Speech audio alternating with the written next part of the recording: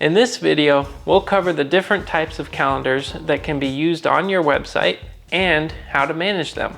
There are three main choices when it comes to displaying calendars on your website. The first option is to embed the calendar from Gradelink's Student Information System if you're one of our SIS users. The embed code is found under Settings, Calendar in Gradelink and would be pasted into a text or code module on the website. This calendar option would be fully managed through Gradelink, and any public events would automatically show up on the page where the calendar is embedded.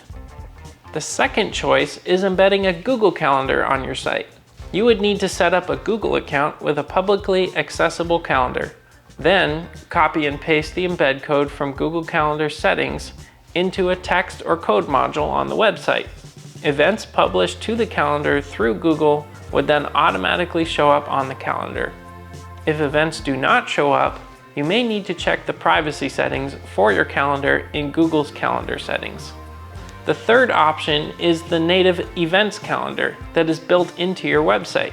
This option offers control over the calendar directly from the website's dashboard and also offers advanced possibilities, such as the ability to set up linked event pages, add sign-up forms for events, advanced location information, and more. The native calendar also has a built-in link to allow your site's visitors to quickly add events to their Google calendars or download them to desktop and mobile calendars. Managing the native calendar is easy. Simply click on Events from the dashboard and then Add New to create a new calendar event. You may also edit or delete existing calendar entries by hovering over an event on the list to display the options such as Edit, Trash, and Duplicate. Please note that calendars are embedded on pages using a shortcode, similar to forms, so you cannot make changes to the calendar using the visual or page builders. Once you're in the calendar event editing interface, you may notice it looks similar to the backend page editor or post editor. You can add a title and an event description and even use the Divi builder if you want to. However, Gradelink typically sets up a default template in the theme builder for events, so you won't need to worry about styling an event with the Divi builder. Below the event description, you'll see fields to enter information about the event, including start and end dates and times, venue and location information, organizer information, and other items.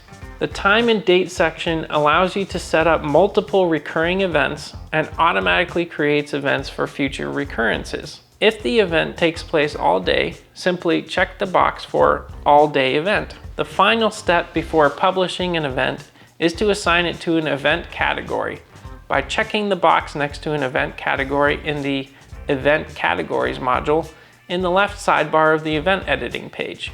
You can also add a new event category by clicking Add New Event Category, typing in the name of the category, and clicking the button to add the new category to the list. Once you've checked the box for all the categories you wish to place the event in, you may click the blue Update or Publish button to officially publish your event to the calendar.